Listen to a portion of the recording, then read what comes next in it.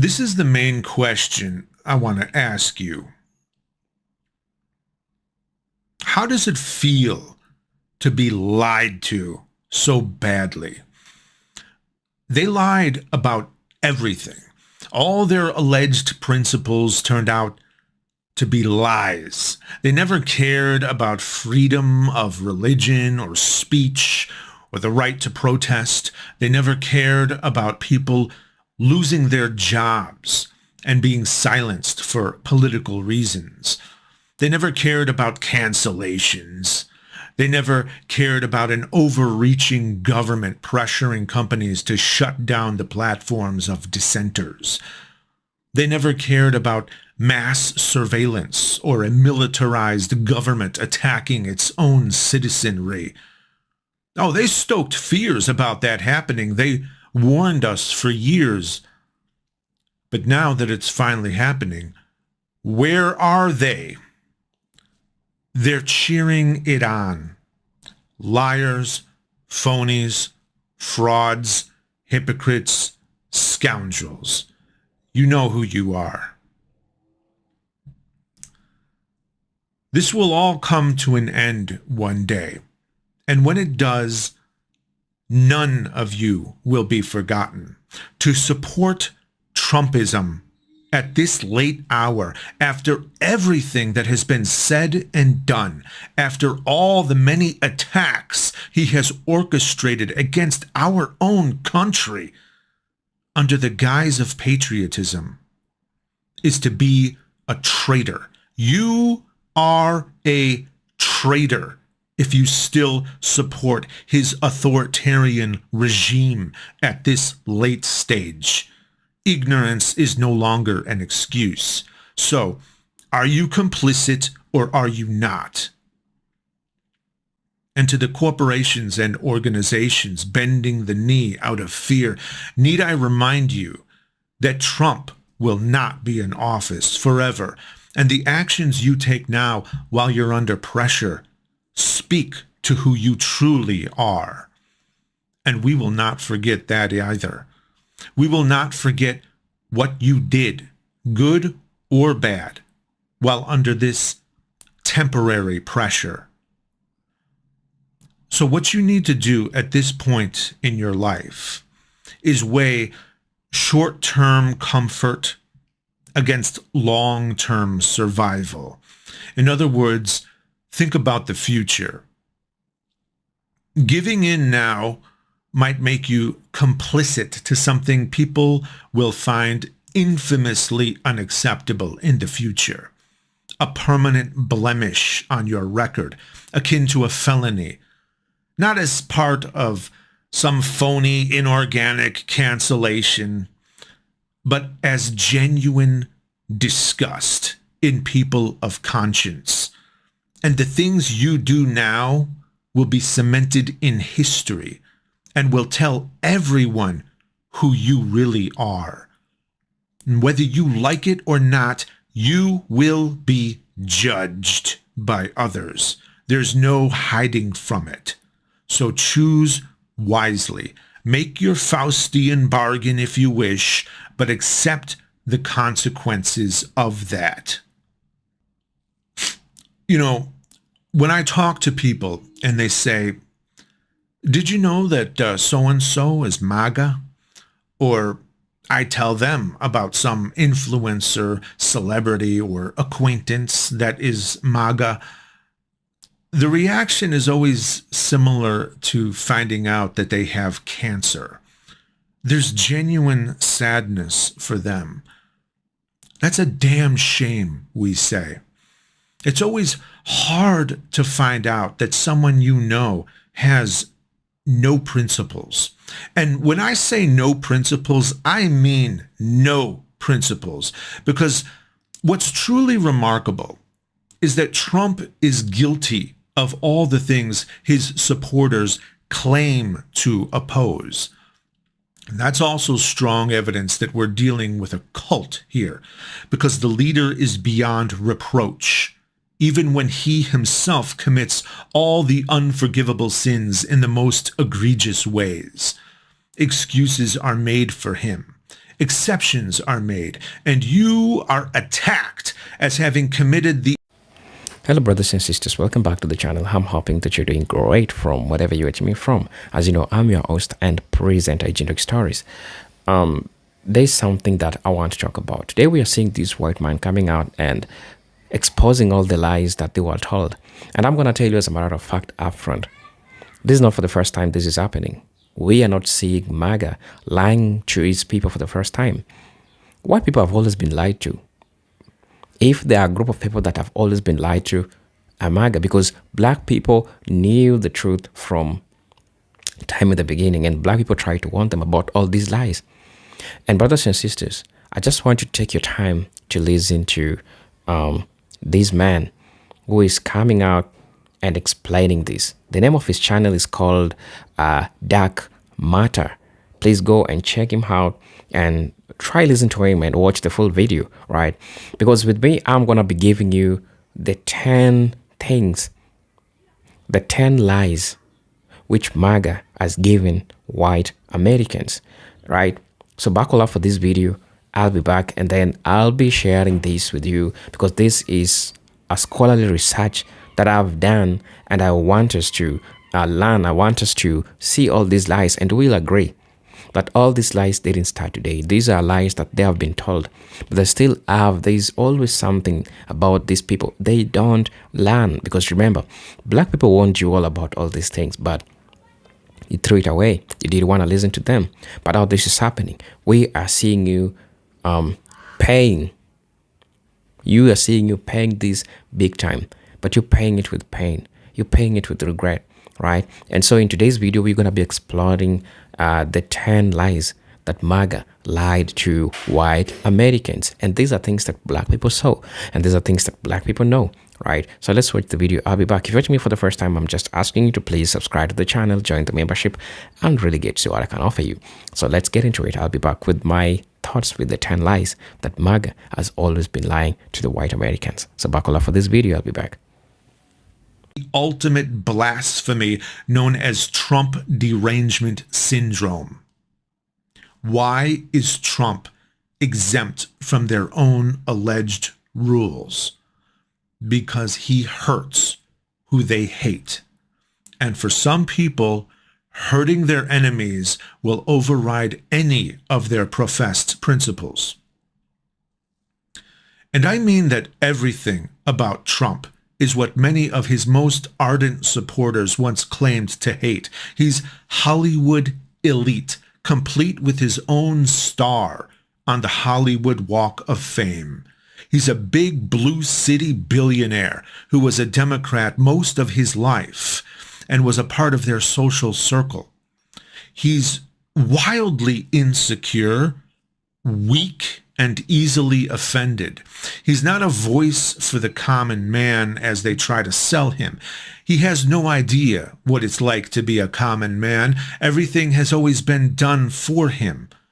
The life of a giant toddler who doesn't know how to do even the most basic things like drive a car or shop for groceries. He cannot relate to you in any way.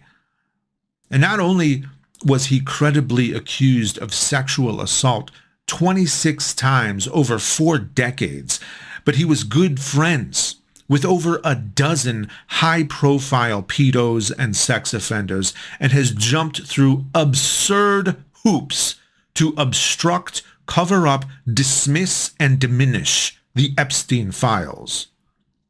He released Ghislaine Maxwell to a minimum security prison where sex offenders aren't even allowed. And he even expressed interest in pardoning her. Other prisoners at that facility were transferred to harsher prisons just for speaking badly about her. Let me ask you, how many pedos and sex offenders are you good friends with? And when he came into power, he immediately abused that power, became wildly censorious, caused massive spending and deficits, warmongered and dropped record-breaking numbers of bombs while claiming to create peace, and even shamelessly claiming that he deserved a Nobel Peace Prize right before sending in troops to attack Americans in cities he considers to be politically opposed to him. And he even openly admitted that it would be good practice for the military. Practice for what exactly? He bombs civilian vessels, claiming that they're drug dealers, without showing a shred of evidence, as if that's even a crime worthy of being bombed in the first place. He politicizes federal duties that are meant to be neutral, thereby punishing the American people based upon who the majority voted for in a given area. For example, he's defunding energy infrastructure in blue areas to the tune of billions of dollars, which will drive up energy costs for Americans in those states that contribute the most money to the federal government.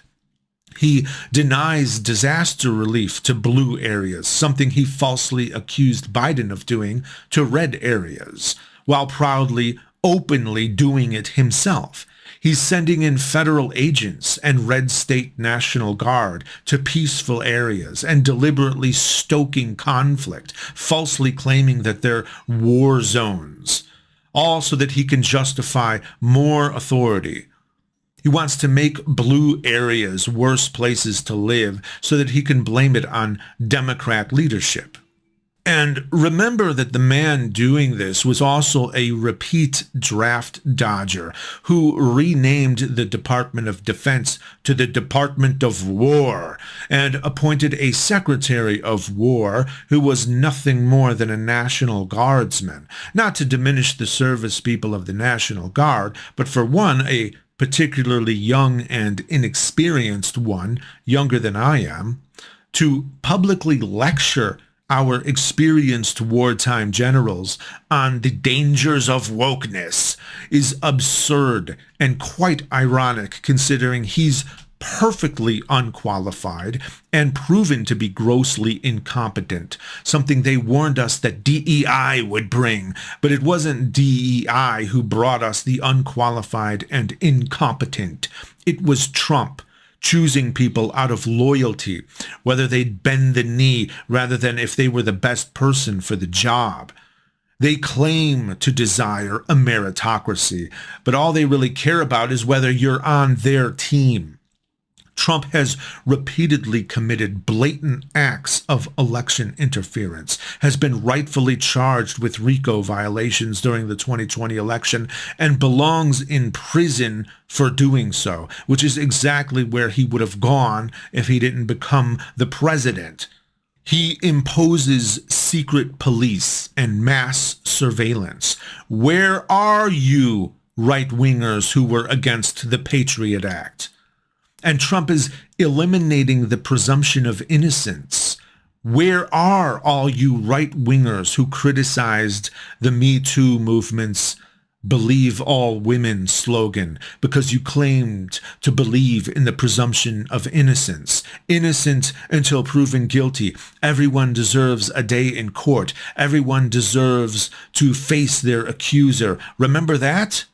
All that went right out the window. Now you cheer when ICE invades neighborhoods in Chicago and rounds people up in bulk without even bothering to find out who they are or what they've done, let alone ask for their papers. At least the Nazis asked for papers. We don't even do that anymore. Where are you now? You're proudly announcing that you voted for it. That's where you are. Sold your soul. Sold everything you claimed to be. And for what? And it's all done with the pretense of stopping crime, which is bullshit. You know, I lived in Chicago when it was at its most violent, which was during the early 90s. Crime today is far below what it was back then. And back then, deploying the military as some sort of solution wasn't even thinkable. Yet the crime managed to drop anyway by more than 50%. That period is known as the great crime drop. Look it up. And it didn't take the military to accomplish it. Now, people are more afraid of the government than of the gangs. Masked men are rounding up Americans and disappearing them, oftentimes based on race alone. But they'll attack anyone. They beat people in the streets for nothing. It's a gang. They're wearing masks and going after people for doxing them, as if that's even a thing for law enforcement. Their names should be right on their chests for all to see. We as Americans should not be programmed to blindly obey any anonymous person who demands it of us. Why do they even think they can get away with such blatant and illegal abuses of power? Well, because they were given explicit permission by the highest office in the land. So who the hell is going to prosecute them? Well, nobody right now, because Trump installed his loyalists. They don't even know how to do their own jobs. All they know how to do is be yes men, follow orders. That's not helping the country. That's endangering it. That's why these masked thugs invading our cities feel safe, zip-tying children in the street, beating random people, attacking anyone who exercises their right to film it, and now even gunning people down. That's why they're not afraid to commit blatant atrocities against Americans on American soil. Anyone who knowingly signs up for that is already the worst of the worst. We're taking people who belong in prison and we're putting them in uniform. And the result is that they are attacking innocent Americans and even children. And they're laughing about it. This is the side that claims to be for family values, by the way. But as I said, that was all a lie. People who still support this have no principles. They lied to you. They didn't want to drain the swamp. They wanted to be the swamp. They weren't outraged. They were jealous. Where are all you people who were against the pandemic overreach? What happened to you? Why aren't you speaking out against this? Where are all you smaller government people? Where are all you states' rights people? I'll tell you where they are. They're supporting it. Because during the pandemic, the policies were affecting them. And that's the only reason they were against it. They can only comprehend that which affects themselves. They're against empathy and will even explicitly say so. But now they believe that the government is only going after other people, illegals or leftists. And that's what they want.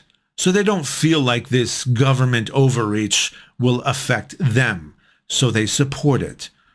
That's how myopic, selfish, and dumb these people are. And to the masked thugs, remember that when the Nazis were rounding people up, they didn't think they'd be held accountable either. They were in charge. They had ultimate authority over who got rounded up and who got killed. They too were untouchable lords. But that was a very brief moment in time. And just like them, you're not going to be in charge forever. And even though you may feel safe behind your mask, remember that there are still records of everything. You signed up for it using your own name. So just because it isn't known now, that doesn't mean it won't be known later. And so you may find yourself in a courtroom one day, which is a right you stripped from so many others. And if you don't like where they send you, remember where you sent so many others. Remember how you violated their rights. Remember how you terrified people and put them in limbo, put their entire lives on hold. Remember how you laughed about it when the day comes in which you beg for mercy Ask yourself if those who show no mercy are more or less likely to receive any. But I know that this is falling on deaf ears. You have no principles. 47% of Republicans said that they would still vote for Trump, even if it was proved that Trump was directly involved with Epstein's trafficking of minors. Of the people who voted for Trump in 2024, that's 36 million of them. The law and order people, the anti-pedo people, the family values people. The people who smeared leftists as pedos and groomers just for supporting the LGBT community. The people who claim to care about closing the border because they say they worry about children being trafficked. But if their guy trafficked children or participated in their abuse, then it's okay because he's their guy. He has done more than enough to link himself to sex trafficking and abusing minors, but that doesn't even matter to these people, so there's really nothing you can say to them. Even if Trump were innocent, they already answered the hypothetical. If Trump is guilty, they'd still support him. They've already made the concession, so you can't use logic on them. They don't care about hypocrisy. You can't shame them. They care nothing about morality. How could they? How much worse does it get than sex trafficking children? Yet they're willing to overlook that. Now, maybe some of them questioned it for the length of the typical modern news cycle, but now they're all right back to their usual shameless cheerleading. You see, for them, morality only exists when they feel they've been wronged, but they don't give a damn when anyone else is wronged. For them, morality is just a chess piece that can be used to either attack or be sacrificed for their own benefit. Such people cannot be allowed to shape our society and our future. But that's exactly what they're trying to do right now. And the consequences of that are going to affect us for a very long time if we don't stop it by stripping them of leadership as soon as possible and then dramatically reducing the power of the executive branch, beginning with making it criminally accountable for its actions. Politicians need to start fearing the people again. I am sick and tired of it being the other way around. And if you think that we're not going to win MAGA over by speaking this way, then you're way behind the curve. At this late stage, the ones who were worth winning over have already been won over. As for the rest, you're not going to win them over at all, nor should you want to. They're exactly where they want to be forever and always. I'm not in the habit of capitulating to my opponent's demands on how I should win them over, especially this opponent, because for them, lying is like breathing. They pretend to shift their vote based on being called deplorables or Nazis. Yet when Trump does the same or worse, when he openly claims to hate more than half the country and says he wants them to suffer, his supporters see nothing wrong with it because they're shameless liars. So we shouldn't want to win them over. They should just be politically impotent. Permanently. Now, bear in mind that they remain an extreme minority, with all their gains achieved by manipulating a system that has been abused to the point of uselessness. They are unneeded. Those abuses of the system need to change. Literally every branch of the government needs to be overhauled at this point, because our supposed checks and balances clearly aren't working. Congress has succumbed to corruption and pressure, and it's absurd that the traitor in the Oval Office has been able to install a third of the Supreme Court. This is our true national emergency. Your true self comes out when you are being tested, when you are tempted, when you're under pressure, when it becomes costly to stand by your principles. The decisions you make during those moments peel back the layers of camouflage in which you've cloaked yourself to tell others who you are, or even to tell yourself who you are.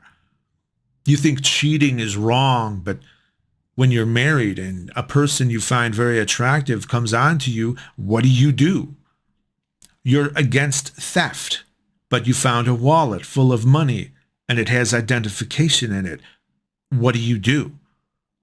The people who still support Trump have chosen to go against their professed principles for what they believe will create an advantage for themselves, which is the same as cheating on their spouses or keeping the wallet. There's no more pretending. There's no more lying that they can do. We know they're lying now. All their camouflage is gone. They're naked now. The picture is crystal clear now. All good faith is gone. All trust is gone.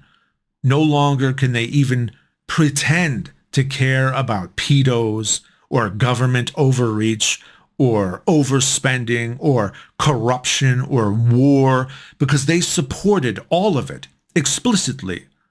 The devil made them an offer and they gladly took it. They can't then turn around and claim to oppose the devil.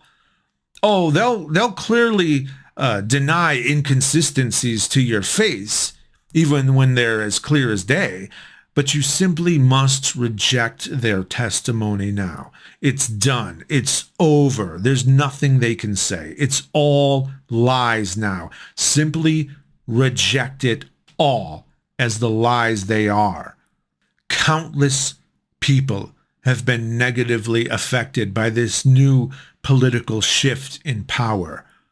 They're using up their influence very quickly because people who are motivated by the politics of hurting others never expect their politics to hurt themselves. But that is exactly what always ends up happening. Unfortunately, such people are not usually bright enough to form predictive models in their head so that they realize what bad ideas they have. The only way for them to learn is through the actual negative experience itself. And sometimes they're still not bright enough to learn even then, especially not with all the shifting of blame and bogus scapegoats their masters give them in order to escape accountability. And now we're dealing with a scary escalation because of that failure of imagination. You see, things keep escalating, and we can't survive if we keep going in this direction. We're still on year 1 of this term. The murder of Charlie Kirk was used to justify a dramatic escalation.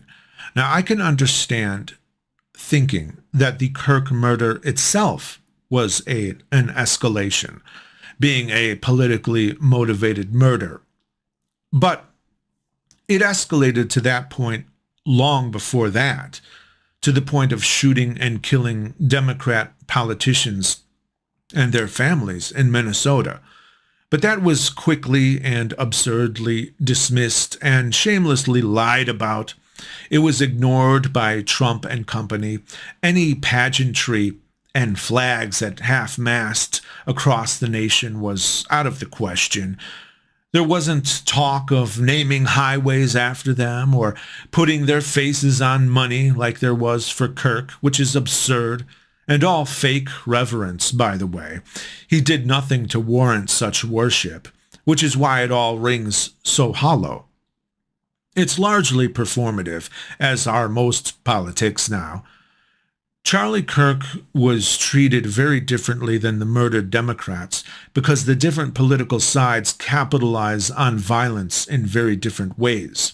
And also because, I believe, because Kirk's murder was caught on camera and was very brutal, which I think makes it more real for people who aren't his friends, family, or acquaintances.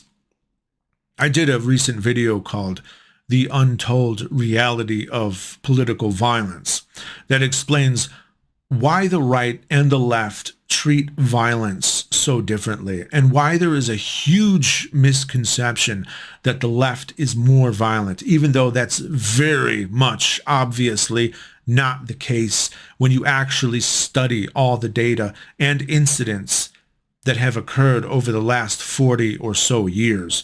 When you look into it, you find that the overwhelming majority of political murders are committed by those who hold to right-wing ideology, specifically white supremacy, which is a lot more likely to become violent since so much of the ideology itself is rooted in fear. The right-wing politicians and influencers, however, desperately want you to buy into a complete inversion of reality. Their narrative needs there to be a violent leftist movement so that they can implement authoritarian policies based on political ideology, which is exactly what the Trump regime is currently trying to do, according to Trump's 7th National Security Presidential Memorandum, or NSPM 7, which gives law enforcement specific areas they are to focus upon. Those specific areas of focus are to investigate anyone who holds extreme views on migration, race, or gender, or anyone they deem anti-Christian or anti-capitalist or anti-traditional American values or anti-American as potential terrorists looking to overthrow the government. And of course, that will be construed as anyone who is anti-Trump, which is especially ironic, seeing as how Trump himself encouraged and then pardoned those who literally, physically, violently attacked the Capitol of the United States, and is now using the military to attack our own citizens. He himself should be investigated under his own memorandum. He's a blatant traitor and a man who is as far from Christ-like as anyone could possibly be. So it's all fake. They don't actually care. They have no real principles other than to do whatever it takes to acquire more power. And they will use whatever pretense they think aids in their acquisition of more power. And believe it or not, Trump himself is anti-American, vehemently so. And that will be hard for some people to see because Trump likes to use the American aesthetic to virtue signal that he is a patriot, when really he is just using his executive power for purely selfish reasons, to enrich himself and his friends and family, and to get what he thinks is revenge on those he has deemed his enemies. But he's against the Constitution and against the American values of freedom. How does the Trump administration define extremist?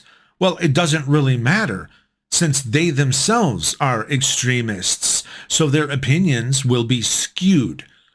Because an extremist has distorted views, a person with normal views will look extreme to them. How do they define anti-Christian or anti-American? Doesn't matter. Since it's all about power, they can construe you as either if they want to. If you were ever critical of Christianity, even as a Christian, critical of a particular denomination, or if you were ever critical of capitalism, even crony capitalism, or not just America, but even America's policies or America's past, then perhaps they can accuse you of encouraging violence. Now, you might say that mere disagreements about religion, economics, or America can't possibly be construed as encouraging violence, but consider what Trump has already called encouraging violence. Trump wants to send people who burn their own American flag, their own property, to prison for a year because he says such an act encourages violence, even though the Supreme Court ruled 36 years ago that it's protected free speech. You see, Trump's patriotism is really just hollow performative patriotism that ironically goes against actual American values and does far more harm than the mere burning of a piece of cloth. But what about anti-Christian? According to the First Amendment, Congress shall make no law respecting an establishment of religion. I, for one, believe that people should be able to freely and peacefully practice Christianity. I just don't believe the religion itself is true, and I try to convince others of that because I believe that religious thinking leads us exactly to where we are right now. Does that make me anti-Christian? Well, in a way, yes, but most certainly not in a way that advocates violence against Christians, nor the use of any sort of force against them for being Christian. And I'm actually pro-America, meaning that I want America to improve as a society, become more peaceful, prosperous, and facilitate upward mobility for the masses, which obligates me to not support Donald Trump's fascistic, hostile takeover in any way. But what they're trying to do is make the Trump name synonymous with America. Their goal is to make being anti-Trump considered synonymous with being anti-America. Then you can be considered the enemy, an outsider, not a real American. Once you're the enemy from within, as Trump said to the generals, you can be dehumanized. And once you're dehumanized, any matter of atrocity can be committed against you with a clean conscience. That dehumanization includes using the murder of Charlie Kirk to demonize those they deem on the side of the murderer. It doesn't matter how far removed you are from the murderer or his politics. You see, it's all about power. If you're against Trump, then you are the enemy, and you will inherently be considered as belonging to the side, not the man who killed Charlie Kirk. They want to collectivize the blame. They did this. They did that. They tried to assassinate Trump. They killed Charlie Kirk. That's how they present the rhetoric. And since you are a part of they, you essentially played a role in killing Charlie Kirk. That's the goal of the rhetoric. Guilt by association, whether you can legitimately be associated or not.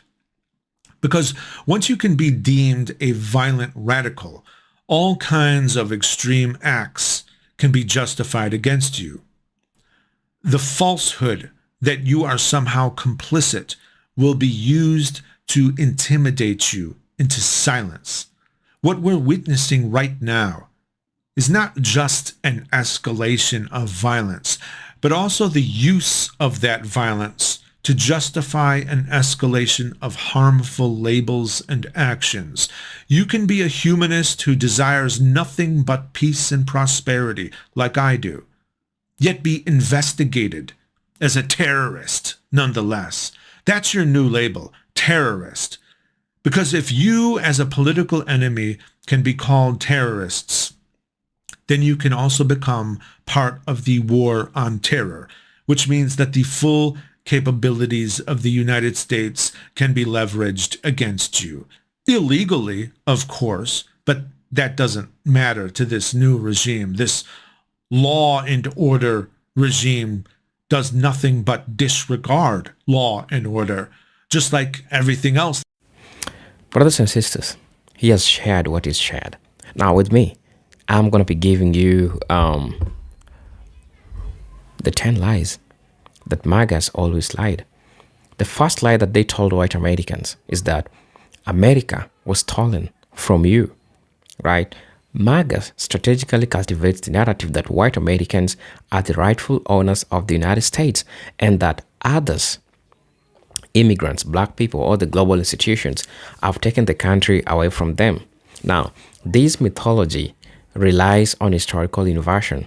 America was taken through settler, colonialism, genocide, and forced labor, yet MAGA repurposes victimhood and claims whites are now being dispossessed. This lie taps into the deep psychological appeal of ethno-nostalgia, in which white Americans imagine a glorious past that never existed. It also suppresses structural analysis. Instead of explaining the industrialization, financialization, and technological change, MAGA blames demographic groups by reproducing a sense of existential threat. They are taking your country, which reinforces a racial solidarity across racial lines, distracting poor whites from recognizing that the oppression is primarily economic and not racial. The second lie that I'm going to be talking about is we will bring back manufacturing and coal jobs. Yes, this is a lie that have been given to white people. MAGA repeatedly promised that lost industrial jobs will return if white voters supported nationalist policies. However, the loss of coal and manufacturing jobs were not primarily caused by immigration or trade agreements. Automation and corporate outsourcing in pursuit of cheaper labor were central drivers. No modern president can restore a 1950s industrial economy. Yet, the promise functioned symbolically. It affirmed white working class identity and validated nostalgia for racialized economic dominance.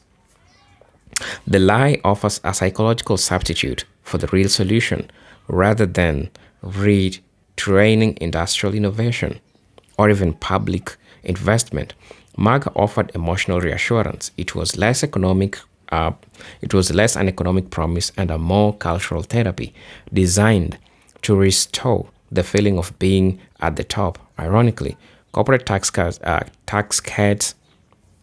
accelerated offshoring, proving that the working class was never the intended beneficiary. The third one is immigrants are taking our jobs. This is another lie that they were told. Remember that this claim disguises the reality that corporations, not immigrants, erode wages and job security. Research consistently shows that immigration increases economic productivity, and immigration often take jobs avoided by native-born workers. The racial construction of the job thief serves as a scapegoat for neoliberal exploitation. The lie also merges economic anxiety with racial fear, weaponizing whiteness as a political identity. Poor whites are encouraged to believe immigrants are economic competitors rather than fellow workers victimized by the same system. This narrative prevents interracial labor, solidarity, a historical threat to ruling elites since the Reconstruction. Thus, the lie is not merely false, it is strategically designed to prevent white workers from locating the true source of their dispossession, concentrated capitalist wealth. The fourth lie that they were given is white Americans will be replaced.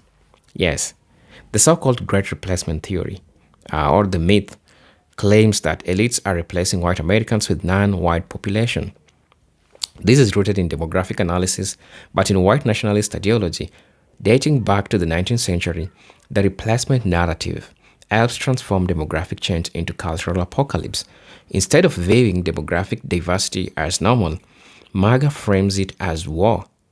The lie is politically effective because it turns demographic anxiety into an existential crisis, strengthening political identity through fear. The irony is that demographic change reflects internal economic evolution, not conspiratorial replacement. Yet, by convincing white Americans that their identity is under attack, MAGA creates emotional loyalty through panic. This fear of replacement is cornerstone of reactionary politics globally. The fifth lie that they were told is, we are the party of law, order, and patriotism. MAGA asserts as monopoly over morality and patriotism while simultaneously undermining democratic institution. Its law and order framing historically echoes of Southern strategy, where crime rhetoric provided code languages for racial control. Beneath the patriotic veneer lies a selective respect for law. Support is conditional and maintaining white dominance. January 6 revealed this contradiction when self-styled patriots attacked their own government. Patriotism is weaponized not to uphold democratic principles, but to defend ethno-national identity. Thus, MAGA transforms patriotism into tribal allegiance, severing it from constitutional norms. The lie gives white Americans moral permission to support authoritarianism under the illusion of defending the nation. The sixth lie: tax cuts will help the working class. Right. Trump's 2017 tax plan overwhelmingly benefited corporations and wealthy elites while providing minimal temporary reductions to ordinary workers. The working class tax cuts were structured to expire, while corporate ones were permanent. MAGA sold the policy as economic liberation for working Americans, but wages stagnated and corporate stock buyback soared. This deception illustrates how trickle-down economics persists as myth, despite empirical failure. The psychological mechanism is aspirational identity.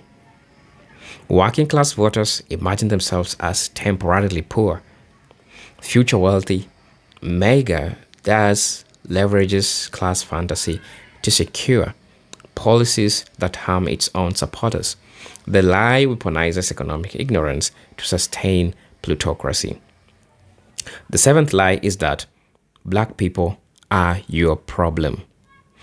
Now, instead of addressing structural inequalities, MAGA redirects white frustration towards black Americans. Welfare, crime, education were racialized, which created false image about black Americans or black dependency, while in reality, white Americans are the largest beneficiaries of welfare, including SNAP. The lie functions by transforming structural economic decline into racial resentment. This tactic is historically consistent. I remember from the times of Jim Crow to Reagan's welfare queen. Racial scapegoating prevents class consciousness. MAGA's demonization of black Americans is not accidental because it protects white elites by ensuring that poor whites review racial minorities, not billionaires, as their enemies. The result is a self-defeating politics where the oppressed defend their oppressors. The eighth lie is that only we tell you the truth, everything else is fake. The fake news narrative isolates supporters from reality and makes them dependent on MAGA's information ecosystem. This resembles classic authoritarian propaganda, where the truth is monopolized by the ruler. The lie destroys epistemic pluralism by framing disagreements as conspiracy. Once truth is privatized, Facts become tribal signals rather than evidence, enabling manipulation. Most importantly, the narrative transforms MAGA into a religious movement. Truth comes from the leader, not from institutions or reason. This permits any failure to be reframed as victory and any wrongdoing as morality. Reality becomes optional and making democratic debate impossible. Now, the ninth lie is that democracy is safe with us. Now, MAGA claims to defend democracy while eroding it through voter suppression, attacks on institutions, and delegitimizing elections. The lie redefines democracy as majoritarian rule by white Americans, echoing pre-civil rights logic. When multiracial democracy grows, MAGA claims it is fraudulent. Trump's refusal to concede the 2020 election illustrates how democracy becomes acceptable only when it maintains white dominance. The movement thus separates democratic form from democratic substance. This lie creates confusion. Supporters believe they are protecting democracy even as they dismantle it. This is how authoritarianism gains legitimacy. And now, the 10th lie that MAGA has given white people: you can return to the America you lost. Yes, this is the master lie. It promises restoration of the past, where white identity guarantees economic stability and social status. But that past was built on exclusion of black people, immigrants, women, and indigenous nations. The nostalgic vision is fictional yet emotionally powerful because it offers a psychological comfort to those who feel dislocated by modernization. The lie hides the truth. The world has changed irreversibly. Return to the past is close to impossible. The only real project is building a just multiracial future. MAGA sells fantasy to avoid confronting reality. By turning nostalgia into political strategy, it traps its supporters in perpetual grievance. Brothers and sisters, please let me know what you think and feel about this video. Until then, let me see you on my next video. Peace, love, and harmony. Salute.